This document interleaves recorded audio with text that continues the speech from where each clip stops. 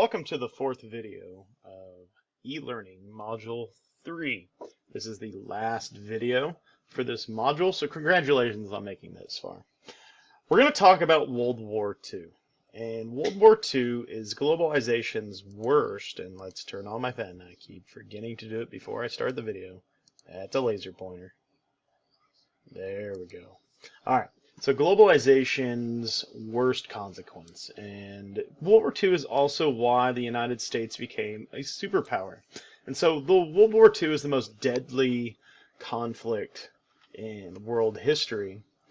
It's also the reason why we enjoy the lives we live as Americans today. The prosperity that the United States experiences coming out of World War II really shapes the world we live in now, including the one we're quarantined in, and why we can be kind of comfortable within that quarantine. And so, moving on. So what made another World War possible? And so World War II was made possible by globalization. And you're probably getting really sick and tired of me saying that word. Globalization, due to the competition that globalization created for the world's resources. And so these industrialized economic powers are going to compete for resources. And so, example one, Japan. Japan's the one that starts World War II. They engage in warfare long before Germany does. And so Japan, because it's an island country, a relatively small island, needs access to fossil fuels and minerals and other resources that its home islands do not have. Germany, after World War I and economic depression, a major need of Germany is farmland and what Adolf Hitler would call Lebensraum. In English, that means living space.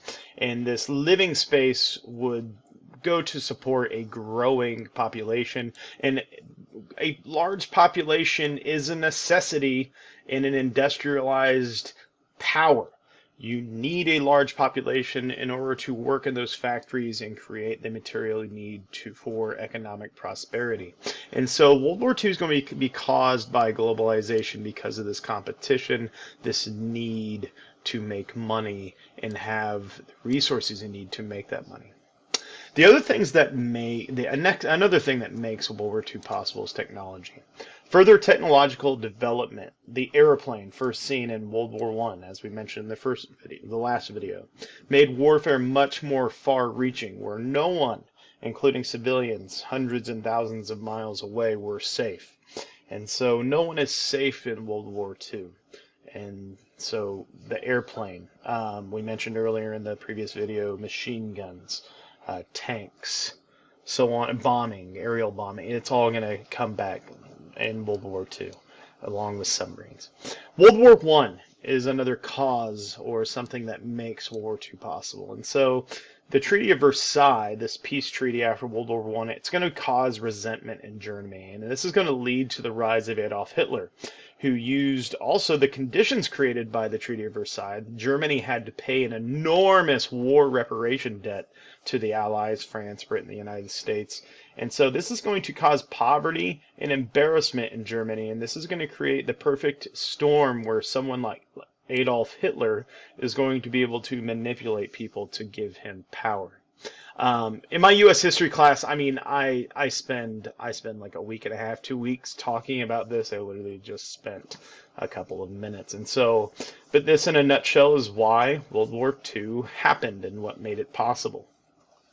So World War II began in two different theaters or parts of the globe. And so I'm going to get a little bit more in detail with World War II than I did with World War I and in the previous world conflicts.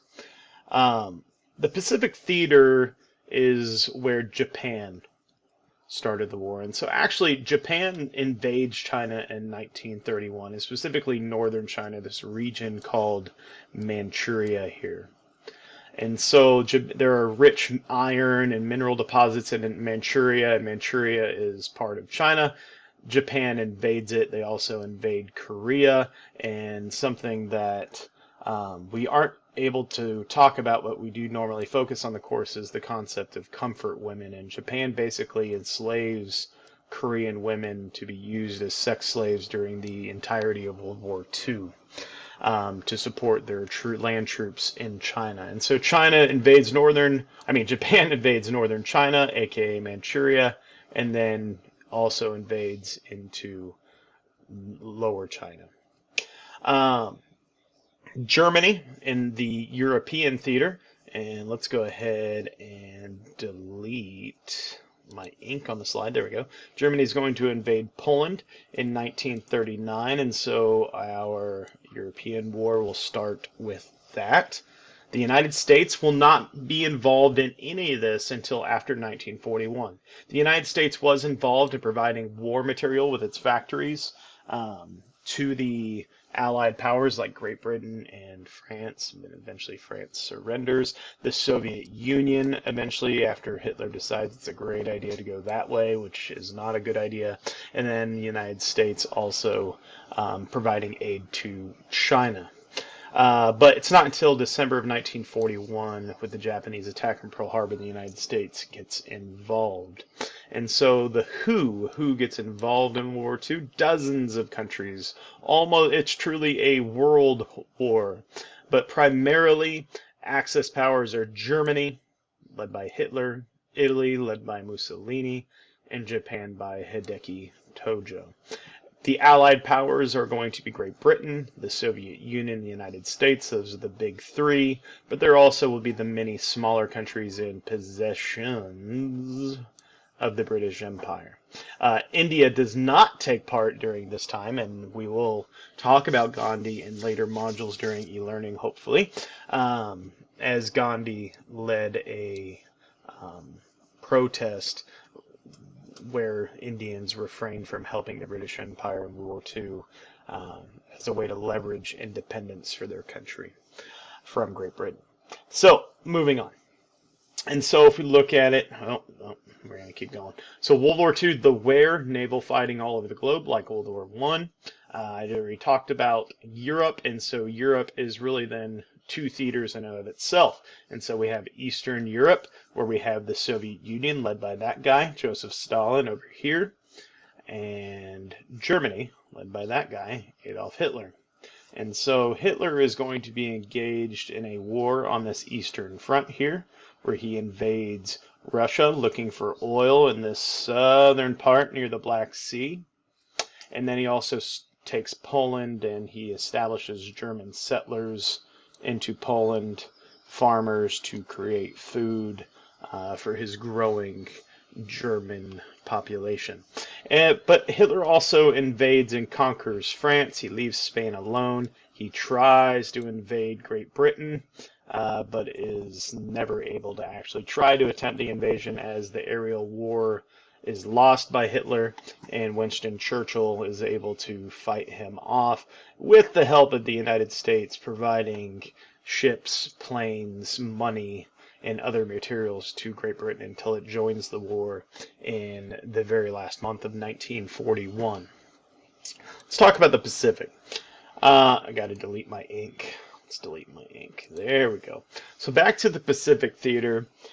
China is going to again be invaded by the Japanese, as I talked about. The South Pacific then is when the United States gets involved. Japan is actually stalled in China. It's not able to keep going, and so they also are running out of oil. What so happens to have oil? It's Indonesia down here, and so he wants to go here. He knows, though, because the Philippines is a United States possession. I'm going to delete my ink again. If he invades South, the United States will declare war on him.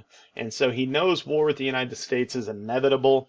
And so what he does, and let's go ahead and, he orders the attack on Pearl Harbor as an attempt to take out the U.S. naval power in the Pacific Ocean, in the Pacific theater.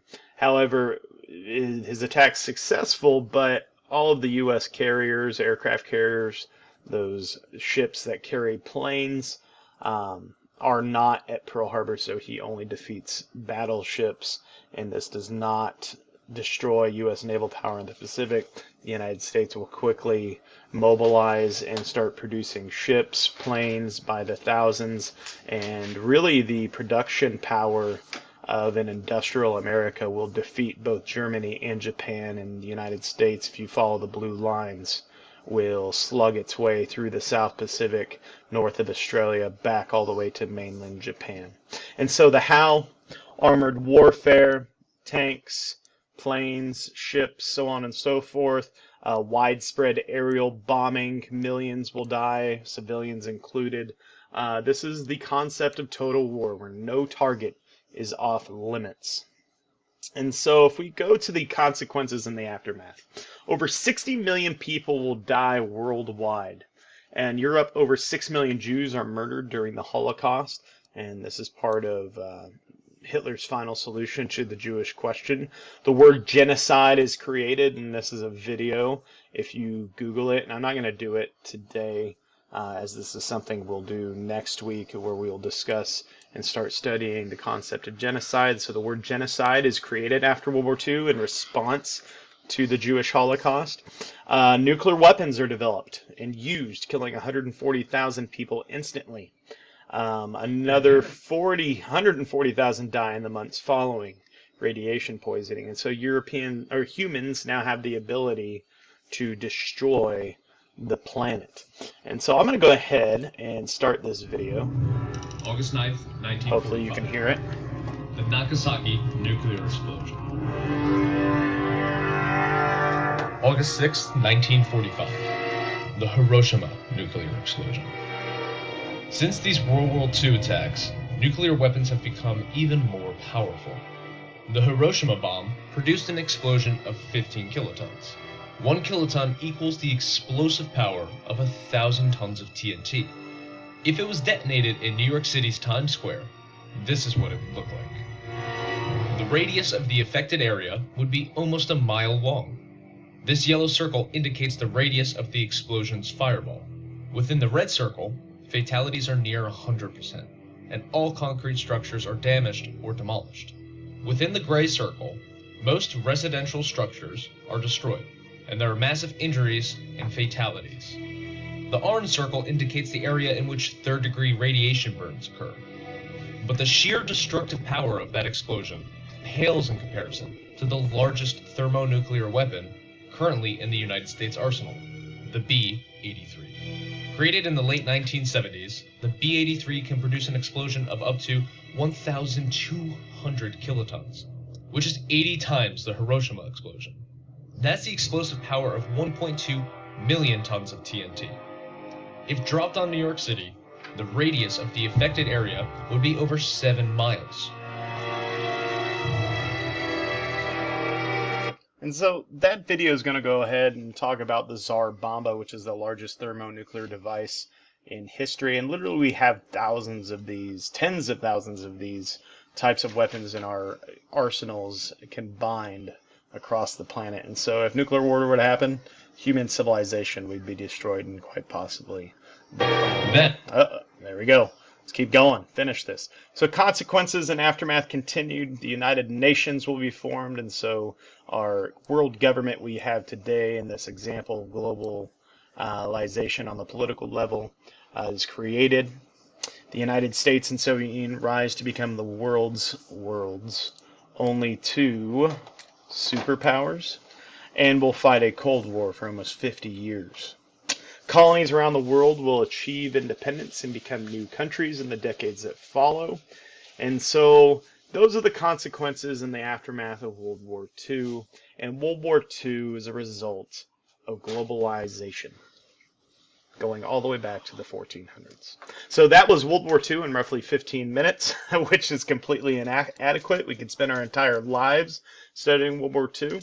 Please answer the questions that follow this video, and you have a wonderful rest of your week.